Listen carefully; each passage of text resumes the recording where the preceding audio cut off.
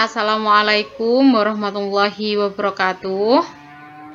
Waalaikumsalam warahmatullahi wabarakatuh. Selamat pagi semuanya. Hari ini pokok bahasan kita yang akan kita bahas yaitu terkait, kalau minggu kemarin apa?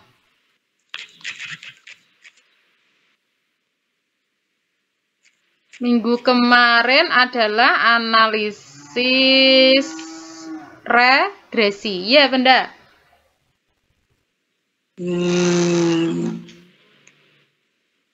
Ya, jadi minggu kemarin itu Bu Caci share ke kalian. Minggu kemarin Bu Caci share ke kalian itu terkait uji regresi. Jadi hanya Bu Caci kasih PPT. Kemudian untuk minggu ini kita berada di pertemuan yang ke-13. Jadi yang akan kita bahas yaitu uji korelasi. Gitu. Walaupun nanti Bu Caci singgung sedikit terkait uji regresi. Gitu. Oke, Bu Caci izin untuk share screen.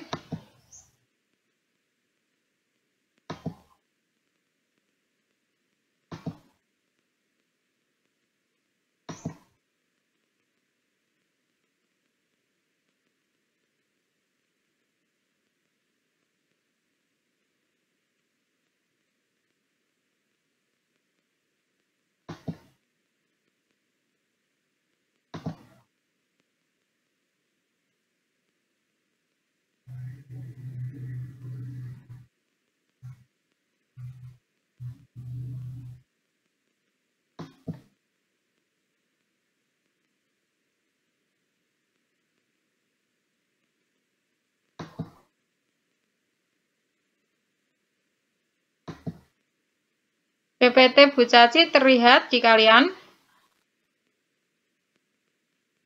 Terlihat, Bu. Nggih, Bu, terlihat. Oke. Hari ini yang akan kita bahas itu adalah uji korelasi. Nah, uji korelasi ini kan tentunya ada beberapa jenis. Tapi uji korelasi yang kita bahas untuk hari ini adalah uji korelasi yang linier sederhana. Gitu. Jadi sama halnya ketika kemarin ada yang bertanya, Bu Caci lupa ya, itu terkait apa, uji Wilcoxon atau yang lain ya, itu kan, atau uji normalitas, itu memang jenisnya ada beberapa. Nah, makanya terkadang kan soal yang kita temui mungkin di beberapa sumber itu tidak sama dengan contoh yang Bu Caci berikan ke kalian. Karena apa? Karena memang jenis dari uji-uji tersebut walaupun namanya sama tapi tidak sama sepenuhnya gitu. Makanya kemarin Bu Caci mintanya ke kalian ya disesuaikan saja dengan yang Bu Caci berikan ke kalian supaya nanti untuk meminimalkan kesalahan gitu, karena sudah ada panutannya gitu. Takutnya nanti kalau kalian ambil yang berbeda, takutnya nanti ada kesalahan gitu. Oke, kita lanjutkan terkait analisis atau uji korelasi. Jadi uji korelasi ini berkaitan erat dengan pokok bahasan kita sebelumnya, yaitu minggu kemarin terkait analisis regresi. Gitu. Akan tetapi analisis korelasi ini tidak sama dengan analisis regresi. Sudah dibaca atau belum yang regresi kemarin? Belum sudah, ya? Bu. Sudah. Tapi kalau nggak tahu kalau ada yang Oke, kalau regresi kemarin kan intinya untuk mendapatkan A plus BX begitu ya? Nanti bisa dilihat lagi. Atau Bu Caci nanti singgung kok sebentar.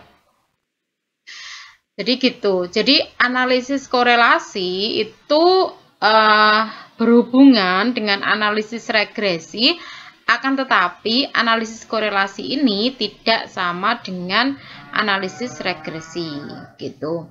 Kemudian analisis korelasi ini digunakan untuk mengukur suatu tingkat atau kekuatan hubungan linier antara dua variabel gitu.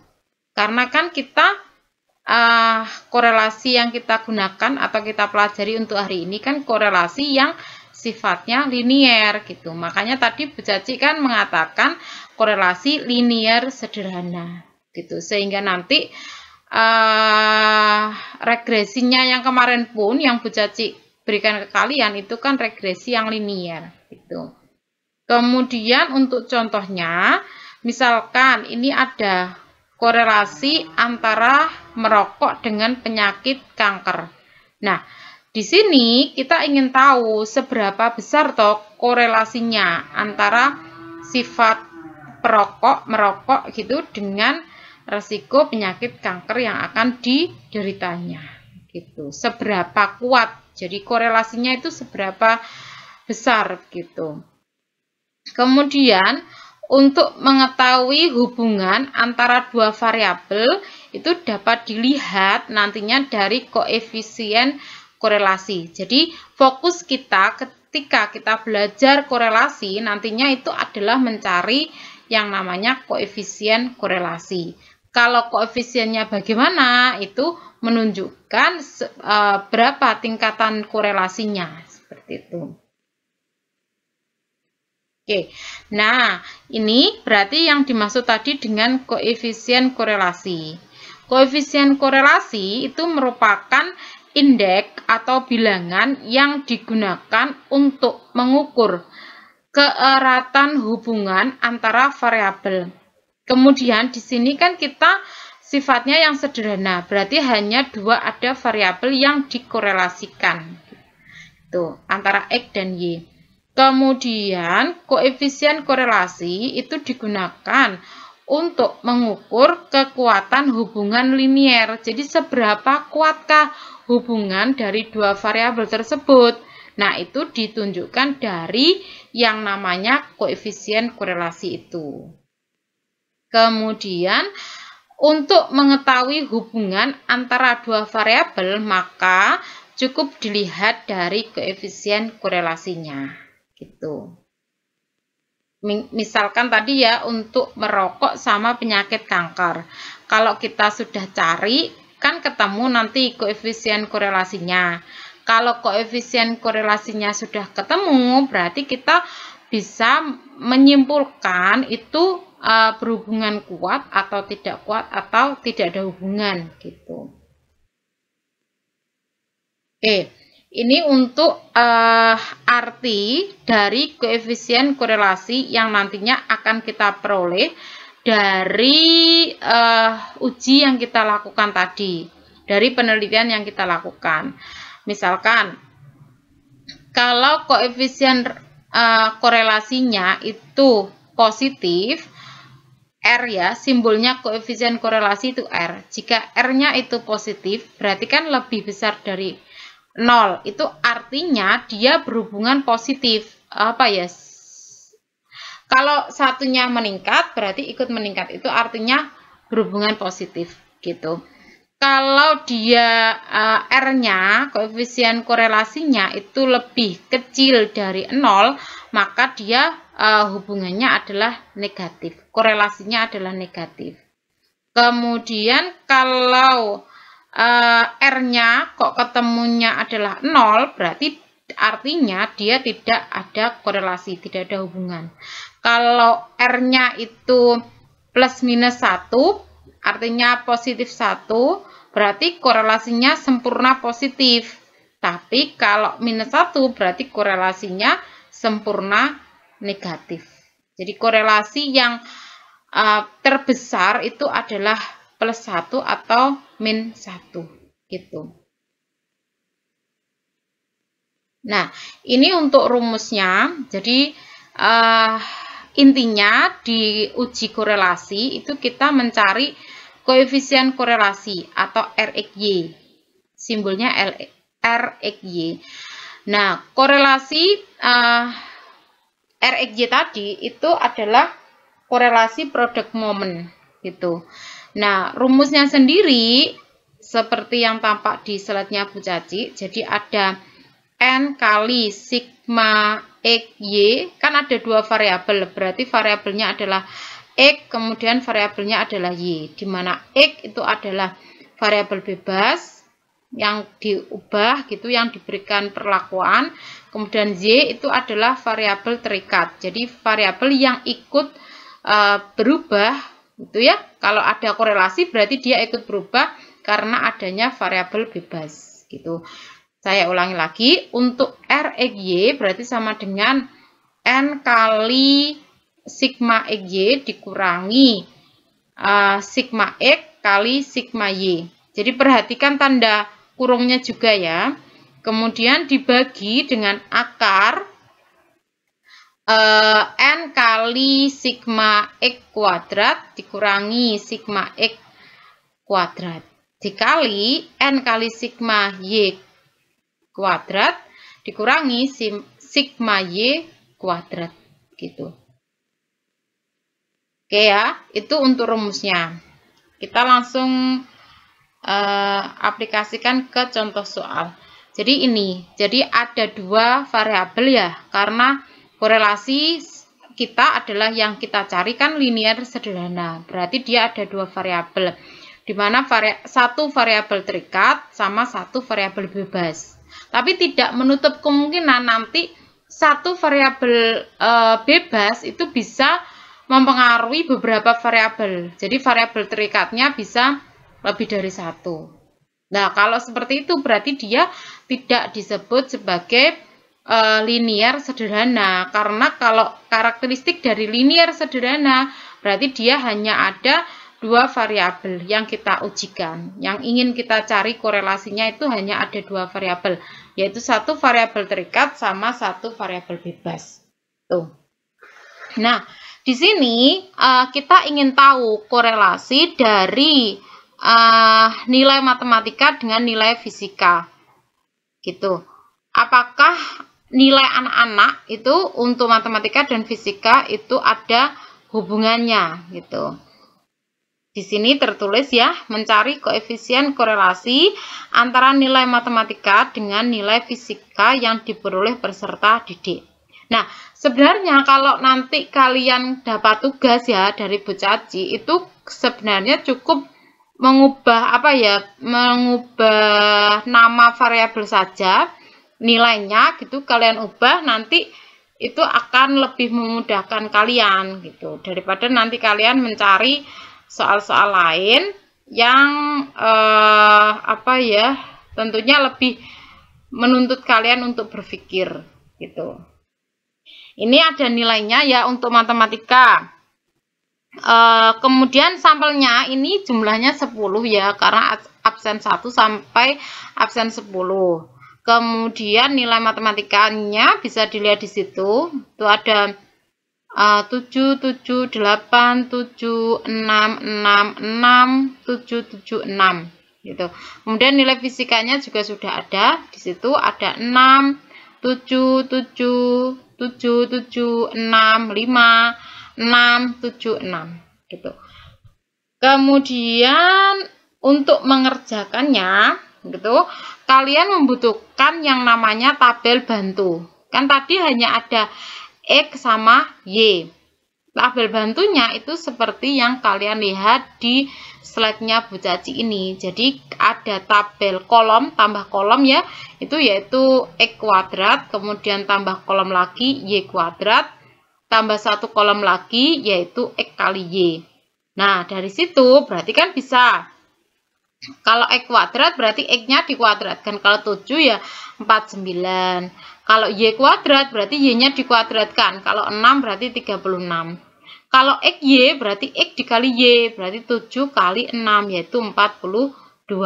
Nah, nanti yang bagian bawah sendiri itu kalian jumlahkan untuk mengetahui sigma X, sigma Y, sigma X kuadrat, sigma Y kuadrat, sama sigma XY. Baru dimasukkan ke ini rumusnya tadi. RXY kan N kali sigma XY dikurangi dan seterusnya ini ya. Kita masukkan berarti N-nya. N-nya kan totalnya si sampel ini tadi. Kan ada 10 ya. Berarti 10. Kemudian sigma XY yang ini. Kita bawah ini 431. Kemudian dikurangi sigma X. Sigma X berarti 67. Sigma Y 64. Dibagi akar. N-nya 10. Sigma X kuadrat berarti yang ini 453 dikurangi sigma X dikuadratkan berarti ini. Sigma X kan 67 dikuadratkan. Dikali N. N berarti 10. Sigma Y kuadrat ini 414. Ya. Kemudian dikurangi sigma Y dikuadratkan berarti 64 dikuadratkan. Hasilnya ini. Yang atasnya ini ya jelas 431 kali 10 kan 4310 dikurangi 64 kali 67 hasilnya ini. Kemudian ini 10 kali 453 berarti 4530 dikurangi kuadrat dari 67 ini kali 10 kali 414 berarti 4140 dikurangi 64 dikuadratkan hasilnya ini. Nah, ini kalau dikurangi hasilnya 41, sedangkan yang ini kalau dikurangi ketemunya 44. Hasilnya berarti 22 dibagi akar 41 kali 44. Ini hasilnya ini. Dan 22 dibagi hasil akar tadi ketemunya adalah 0,52. Kesimpulannya apa? Kalau dia kan berarti 0,52, berarti kan dia positif ya. Berarti nilai matematika itu berkorelasi positif dengan nilai fisika. Tapi dia korelasinya tidak sempurna karena hasil RXY-nya kan tidak satu. Kalau hasil RXY-nya satu, berarti dia masih bisa dikatakan berkorelasi secara sempurna. Itu untuk uji korelasi. Ada pertanyaan untuk Bu Caci? Belum, Bu. Sudah ya? Sudah paham? Tidak terlalu rumit kalau menurut Bu Caci? Kayak matkul apa gitu ya, Bu? Saya lupa. Dalam? Matkulnya kita. Kayak itu maksudnya apa ini? Kalau enggak gimana, Mbak? Matkul apa gitu ada kok, Bu. Ini toh, materi ini di matematika ada Mbak ini. Dalam? Iya, mungkin. Hampir sama gitu loh, Bu. Pernah mengerjakan soalnya Bu Bita kemarin. Tapi matkulnya saya kok lupa. Oke.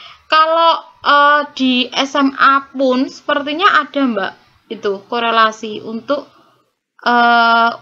matematika. Hanya saja tidak diterjemahkan artinya. Jadi dia cukup mencari tapi tidak tahu makna sebenarnya. Nah, kalau kita ini kan dihubungkan dengan penelitian.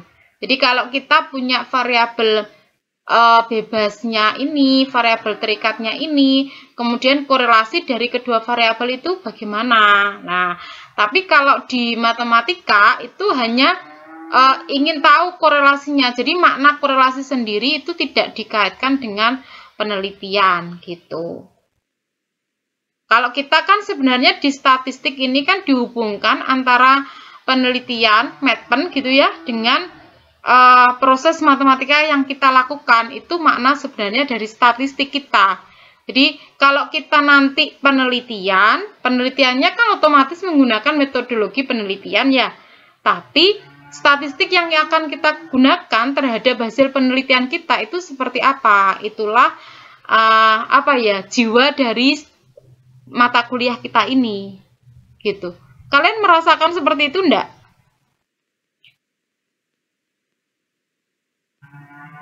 Enggak ya? Merasakan gimana, Bu? Maksudnya gini loh, jiwa dari mata kuliah kita yang kalian rasakan itu apa? Kalian menjiwai enggak? apa toh, kenapa toh kok kita belajar seperti ini gitu. Ada perasaan seperti itu enggak?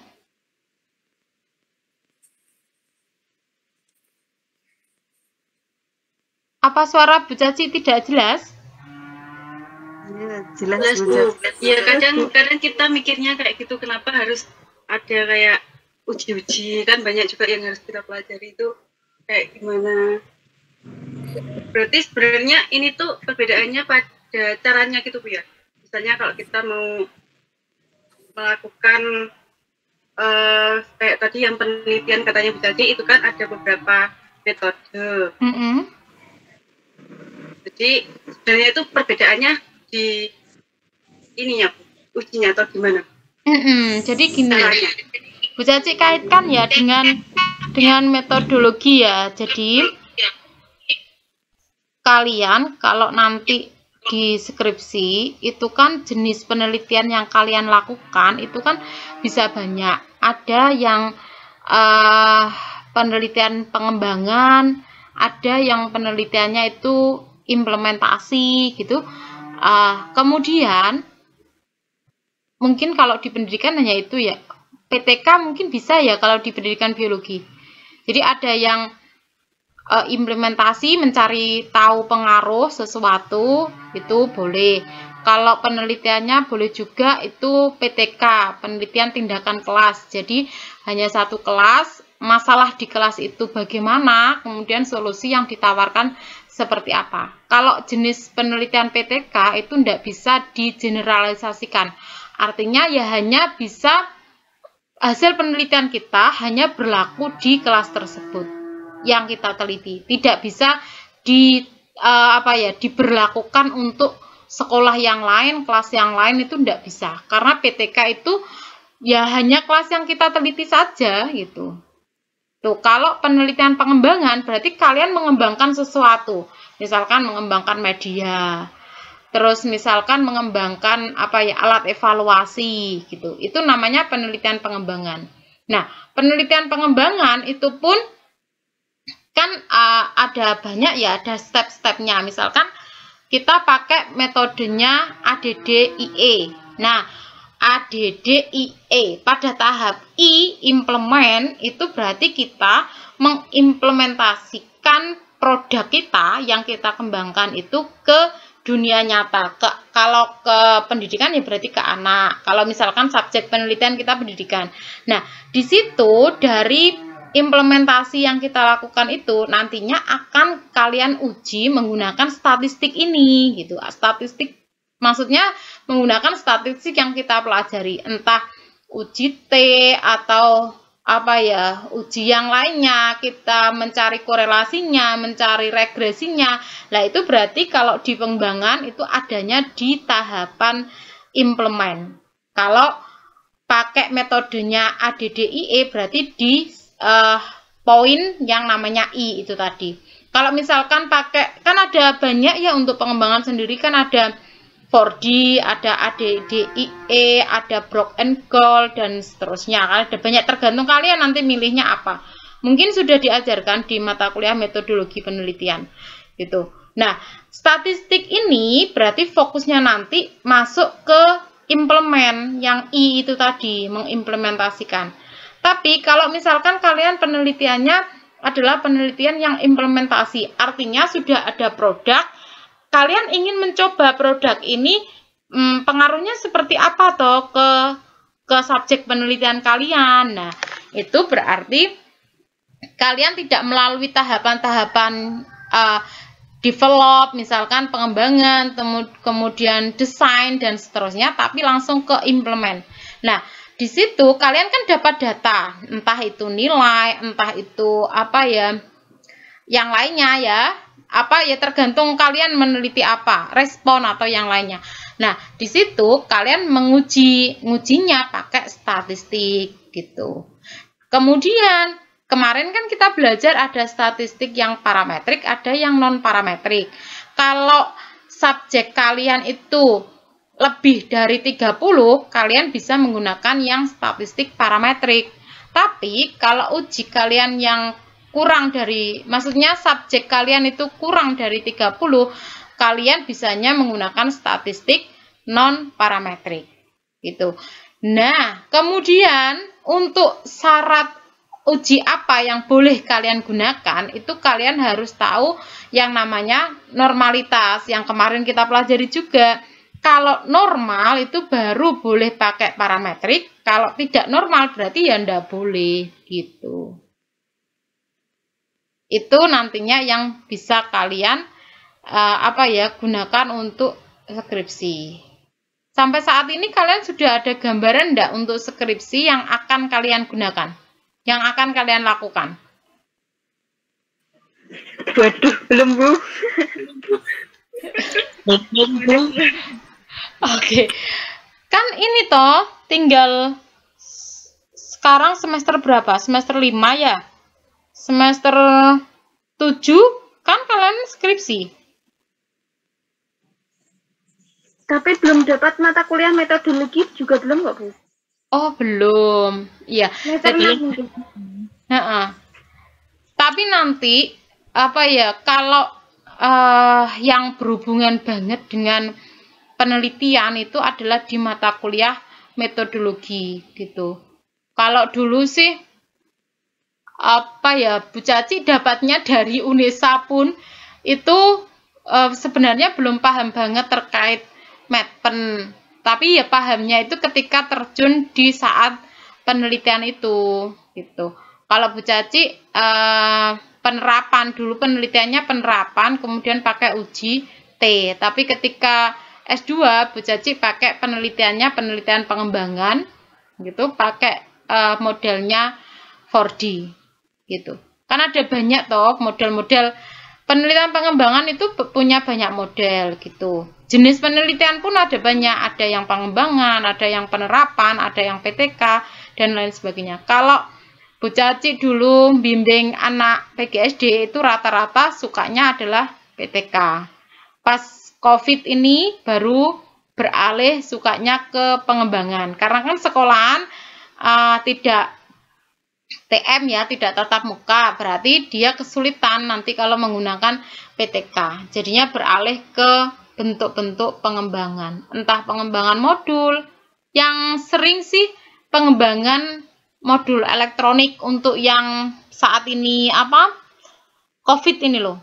Kan itu juga sebenarnya kan berkembang terus ya. Jadi ide-ide terkait penelitian itu semakin berkembang. Misalkan saja kalau dulu zamannya Bu Caci kan model-model yang yang booming itu kan model-model kooperatif, ada STAT, kemudian ada Jigsaw, NHT, THT dan seterusnya. Kalau sekarang yang lagi booming kan kayak project based learning, problem based learning, gitu-gitu. Jadi berubah gitu. Kemudian untuk variabel terikatnya, kalau kemarin itu yang booming kan 4C, keterampilan abad 21, kritis, kreatif, kolaboratif, komunikatif. Gitu. Tapi kalau sekarang itu yang mulai booming adalah student well-being, jadi kenyamanan dalam belajar gitu. Jadi seiring berkembangnya zaman itu, seiring berkembangnya waktu, kalau Bu Caci lihat kok berubah-berubah gitu loh, mengikuti perkembangan gitu. Jadi kalau misalkan kalian nanti di skripsinya kok ngajukan model kooperatif, ya kemungkinan besar sama pembimbingnya tidak disetujui karena kooperatif itu kan sudah berlalu. Yang sekarang tahap pengujian yang sering diteliti yaitu project based learning, problem based learning, kemudian TPACK itu, TPACK itu loh. Itu kan yang lagi-lagi diteliti gitu. Numerasi, literasi itu juga yang lagi-lagi diteliti juga. Kan sekarang soalnya UN kan sudah ndak ada, beralih ke AN, di mana AN itu kan ada AKM. AKM itu berarti yang diteliti kan numerasi sama literasinya. Gitu. Itu sekedar informasi. Beralih dari statistik. Ada pertanyaan untuk Bu Caci?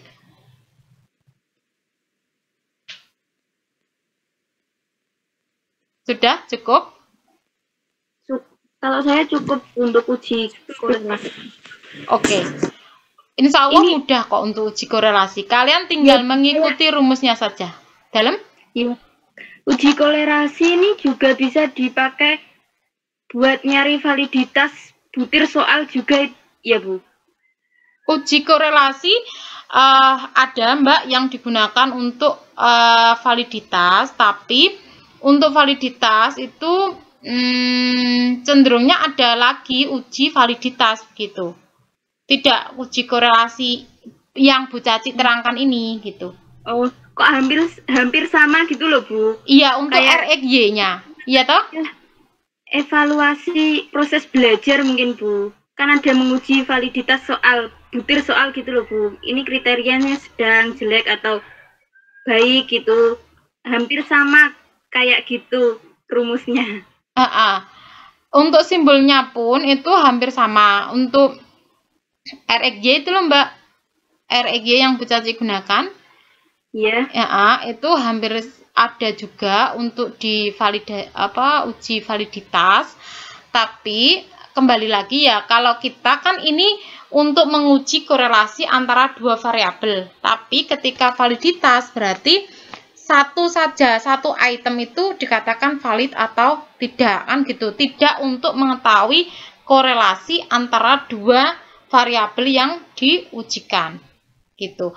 Tapi dari nanti kriteria valid misalkan untuk R-nya ketemu berapa, nanti baru dia dikatakan valid atau tidak gitu. Kemudian nanti yang perlu dipahami juga untuk validitas itu tidak harus uji validitas pakai angka, tapi kalian nanti bisa menggunakan yang namanya validitas isi. Jadi dikasih ke validator. Jadi memanfaatkan validator produknya yang ingin kalian gunakan. Jadi kalau kalian penelitian ya, instrumen apa yang kalian gunakan dalam penelitian itu sebelumnya nanti akan diproses yang namanya validasi. Kalau instrumen kalian itu sudah dikatakan valid, baru kalian boleh lanjut menggunakan instrumen itu untuk penelitian. Kan begitu. Nah, uji validitas ini bisa pakai statistik ya, uji-uji pakai rumus dicari, itu biasanya untuk instrumen yang bentuknya adalah soal. Tapi kalau instrumennya misalkan bentuknya RPP begitu, itu cenderungnya adalah ke validitas konten, validitas isi. Di mana nanti RPP tersebut, Bu Caci ambil contoh RPP-nya itu dikasihkan ke ahli yang disebut dengan validator. Gitu. Bisa dipahami? Bisa Bu. Oke. Ada yang lain lagi? Mas Rauf masih sibuk kah?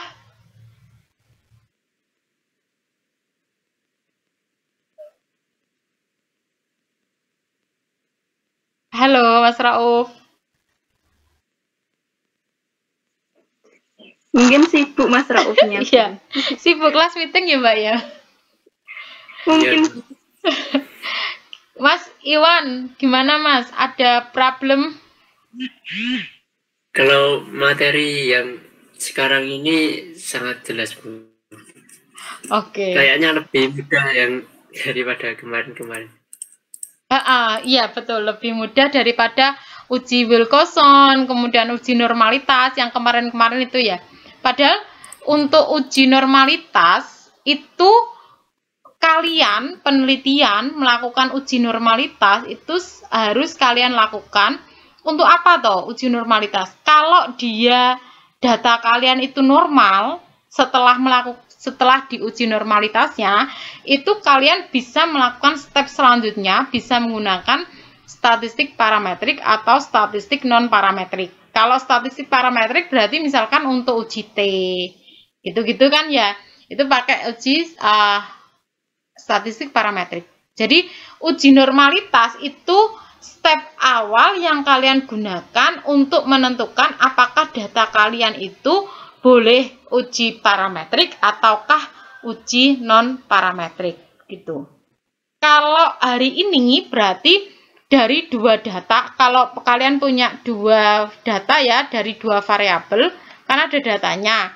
Nah, kalian ingin mengetahui hubungan dari kedua variabel itu bagaimana? Korelasinya itu positif, negatif, tidak berkorelasi, ataukah berkorelasi positif sempurna, negatif sempurna. Begitu. Oke. Kalau sudah, Bu Caci lanjut untuk uji regresi ya. Sedikit saja yang kemarin. Iya, Bu Caci. Jadi nanti berhubungan dengan tugasnya. Perlu tugas enggak?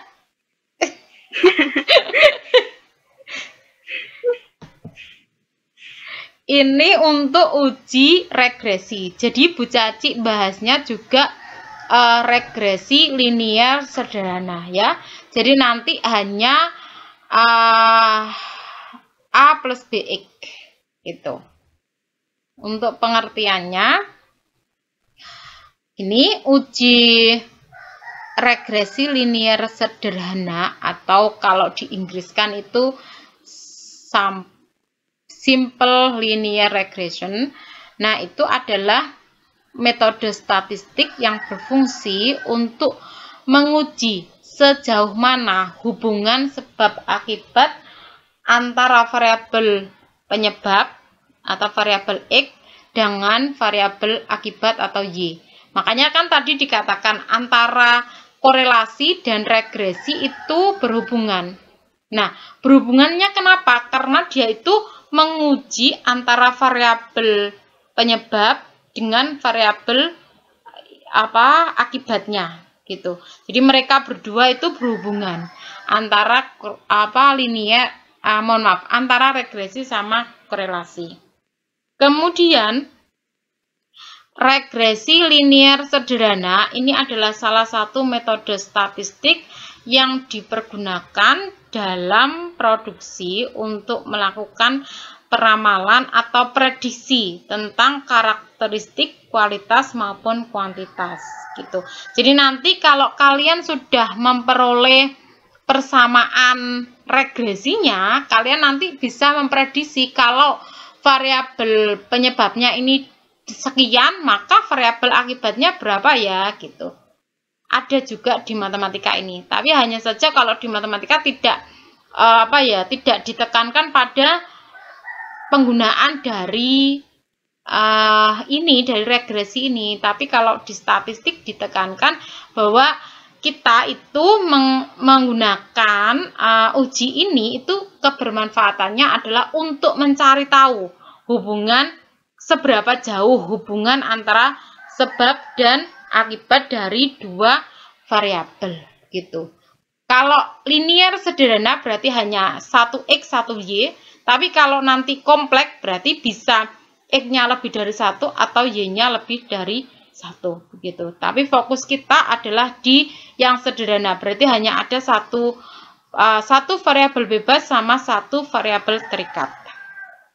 Oke. Kemudian untuk syarat regresinya, regresi linier sederhana, itu jumlah sampel yang digunakan harus sama. Otomatis ya, karena kan kita ingin tahu hubungan dua variabel. Otomatis kalau sampelnya ada 10 di variabel bebasnya, ya berarti variabel terikatnya kan otomatis harus ada 10 juga. Kan tidak boleh, misalkan kok variabel bebasnya 10, tapi variabel terikatnya 12, kan yang 2 miliknya siapa gitu, makanya harus sama. Kemudian jumlah variabel bebas atau faktor penyebab X adalah 1 karena dia linier sederhana ya. Kalau lebih dari 1 ya berarti tidak sederhana lagi gitu. Nilai residual harus terdistribusi normal. Nah, ini berarti dari uji normalitasnya itu harus terdistribusi normal, baru boleh pakai uji ini. Kalau tidak normal ya berarti tidak diperbolehkan gitu. Kemudian terdapat hubungan yang linier antara variabel bebas sama variabel terikat gitu. Jadi hubungannya adalah linier. Kalau dibuat grafik, berarti dia grafiknya lurus, tidak berupa grafik lengkung. Kemudian tidak terjadi gejala heteroskedastisitas. Artinya apa ya?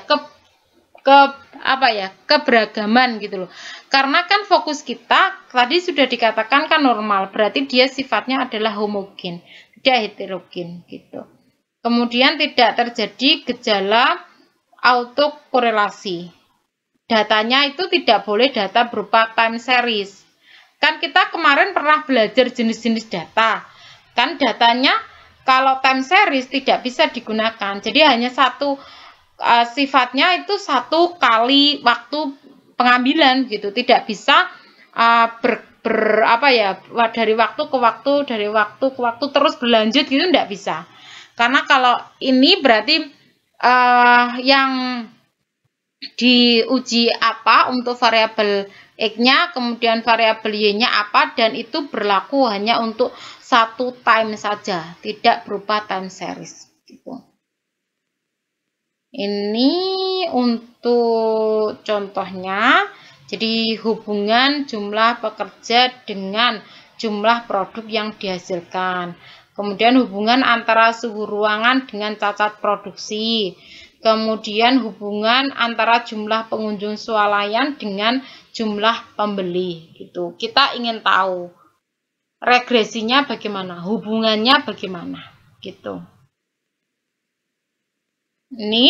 Ini untuk persamaan umumnya ya. Kalau di regresi berarti yang kita cari itu sebenarnya adalah persamaan ini, Y sama dengan A plus BX. Itu yang kita cari. Kalau kalian menggunakan grafik di Excel itu sebenarnya bisa keluar sendiri. Kalian masukkan data, kemudian data tersebut ingin kalian ubah ke grafik, kan muncul nanti di Excel-nya. Lah nanti menggunakan Excel itu langsung bisa muncul persamaan Y sama dengan A plus BX-nya bisa muncul. Kalau yang kita ajarkan di sini berarti kita sifatnya manual mengerjakan. Tapi kalau menggunakan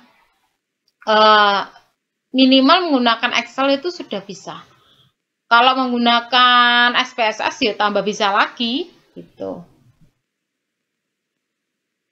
Kemudian ini kan tadi intinya untuk diuji atau analisis regresi ini kan kita mencari persamaan Y sama dengan A plus BX. Di mana Y itu adalah variabel terikatnya gitu ya, kalau X adalah variabel bebasnya.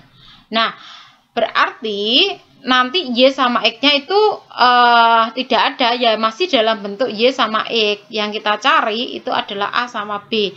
Nilai A dan nilai B.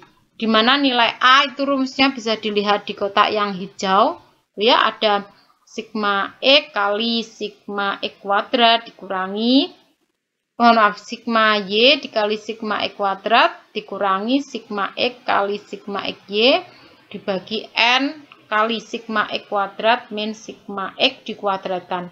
Kalau B itu juga ada di kotak yang warna coklat, bisa dilihat sendiri. Itu ya, jadi B sama dengan N kali sigma XY dikurangi sigma X kali sigma Y bagi N kali sigma X kuadrat dikurangi sigma X dikuadratkan. Gitu. Itu yang kita cari dari data yang kita peroleh, itu nilai A dan nilai B yang kita cari. Kemudian kita ketemu persamaan regresinya, yaitu Y sama dengan A plus BX, di mana A dan B kan sudah ada angkanya ya, berarti kan kita ketemu. Dan nanti bisa kita memprediksikan kalau X-nya sekian berarti Y-nya berapa, kalau Y-nya sekian X-nya berapa gitu. Untuk langkah-langkahnya ini ya, jadi tentukan tujuan dari analisis regresi linear sederhana, kemudian identifikasi X dan Y-nya, jadi penyebabnya siapa, akibatnya siapa, terus lakukan pengumpulan data, kemudian hitung X kuadrat, Y kuadrat, kemudian XY, itu nanti tabel bantunya. Dari situ kalian baru menghitung A sama B-nya. Kemudian kan ketemu persamaan regresinya dalam bentuk Y sama dengan A plus BX itu. Nah, dari persamaan itu berarti nanti kalian bisa memprediksikan kalau ada perubahan untuk variabel bebas sekian berarti variabel terikatnya berapa gitu. Kalau variabel terikatnya sekian, berarti nanti variabel bebasnya berapa gitu. Ini contohnya. Contohnya yaitu seorang engineer itu ingin mempelajari hubungan antara suhu ruangan dengan jumlah cacat produksi yang diakibatkannya. Sehingga dia itu dapat memprediksi jumlah cacat produksi jika suhu ruangannya itu tidak terkendali gitu. Kemudian engineer ini mengambil data selama 10 hari. Lah, 10 hari di sini ini berarti kan itu time series bukan. Ini bukan time series tapi untuk suhu-suhu yang berbeda itu dapatnya kan tidak mungkin dalam 1 hari suhunya diubah-ubah kan tidak mungkin. Jadi untuk 1 hari dengan suhu sekian cacat produksinya berapa itu maksudnya. Nah, ini kan kita harus tahu dulu faktor penyebabnya. Dimana tadi faktor penyebabnya kan berarti suhu ruangan kan ya, itu berarti variabel X-nya. Kemudian untuk variabel Y-nya berarti yang diakibatkan dari suhu ruangan itu yang ingin diketahui adalah cacat produksinya. Itu berarti cacat produksi masuk di variabel Y. Kemudian ini data yang diperoleh ya, jadi suhunya ada 28. Misalkan untuk hari pertama suhunya 28, cacat produksinya 5 dan seterusnya, bisa dilihat sendiri. Kemudian tabel bantunya, jadi ada tabel bantunya untuk mempermudah sama dengan uji korelasi tadi, pakai tabel bantu yaitu X kuadrat, Y kuadrat sama XY. Kan kita sudah punya X sama Y. Kalau X kuadrat berarti X-nya dikuadratkan, Y kuadrat berarti Y-nya dikuadratkan, XY berarti X dikalikan Y. Kalau sudah ketemu semua, berarti nanti di baris paling bawah kita tentukan sigmanya. Yaitu ada sigma X, sigma Y, sigma X kuadrat, sigma Y kuadrat, sama sigma XY. Yang Bu Caci pakai huruf tebal ini. Itu. Kemudian, kalau kita kan sudah punya tabel bantu tadi, berarti kita tinggal menghitung A sama B dengan rumus yang sudah diketahui tadi, gitu. Tinggal memasukkan. Kalau sigma Y ya berarti dilihat di kolomnya Y. Kalau sigma X kuadrat berarti dilihat kolomnya X kuadrat. Kemudian, yang perlu diperhatikan, kalau di sini ada sigma X dikuadratkan sama sigma X kuadrat itu berbeda. Kalau sigma X kuadrat berarti hasil sigma di kolom X kuadrat, akan tapi kalau sigma X dikuadratkan itu berarti hasil di kolom sigma X baru dikuadratkan. Gitu. Kemudian kan sudah ketemu tadi A sama B, berarti tinggal masukkan ke persamaannya, berarti Y sama dengan A-nya berapa, B-nya berapa. Ketemunya tadi min 7,8 sama 0,6. Berarti persamaannya ketemu Y sama dengan min 7,8 plus 0,6X. Ya, jadi A-nya itu ketemu min 7,8, B-nya ketemu 0,6. Gitu. Kalau disuruh memprediksikan, jadi misalkan gini, prediksikan jumlah cacat produksi jika rata-rata suhu ruangan itu adalah 30 derajat Celcius. Berarti 30 derajat Celcius itu kan sebagai X. Kita masukkan ke persamaannya tadi. Nah, ketemulah Y. Y itulah yang menunjukkan cacat produksi. Gitu. Kalau dihitung ini ya, kalau suhunya 30 derajat Celcius, ketemu Y-nya itu adalah 72. unit. Artinya apa? Kita memprediksikan kalau suhu ruangan itu 30 derajat Celcius, maka kemungkinan cacat produksi yang akan didapatkan itu, yang akan ditanggung itu adalah sebanyak 7,2 unit gitu. Kalau kebalikannya ya yang merah ini. Kalau yang merah, jika cacat produksi itu ditargetkan 4, inginnya dia adalah hanya ada cacat produksi sejumlah 4. Maka suhu ruangan harus dikondisikan berapa? Berarti masukkan lagi ke persamaannya, di mana 4-nya ini menjadi Y. Yang kita cari adalah X. Dan X-nya kalau dimasukkan di rumus tadi ya, rumusnya kan Y sama dengan min 7,8 plus 0,6 X. Y-nya kita ganti 4. Nah, sudah bisa tentunya ya kalau pindah ruas, berarti kan jadi tanda plus, berarti 4 plus 7,8 itu sama dengan, mohon maaf ini Bu Caci keliru, ini harusnya tidak usah, 4 plus 7,8 itu sama dengan 0,6x. Nah, berarti 4 tambah 7,8 kan 11,8 sama dengan 0,6x, berarti x-nya adalah 19,7. Artinya apa? Makna dari ini apa? Nah, maknanya adalah kalau kita ingin cacat produksi kita itu hanya 4 unit, maka suhu ruangan harus kita kondisikan pada suhu 19,7 derajat Celcius.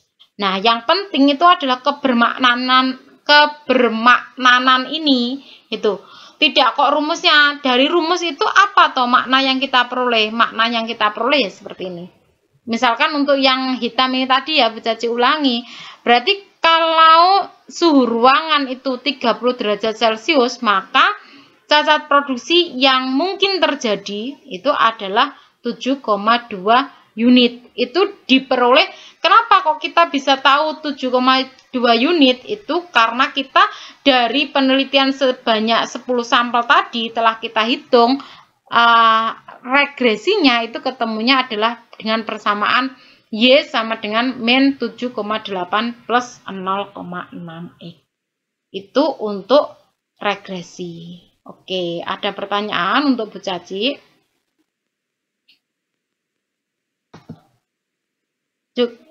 Cukup? Cukup, Bu. Oke. Oke, sekarang kita bahas untuk tugasnya. Oke? Tugas atau enggak? Siap. Siap, Oke. Bu. Kan gini, untuk regresi kemarin kan memang Bu Caci settingnya memang tidak ada tugas ya. Kemudian untuk hari ini kan sebenarnya korelasi.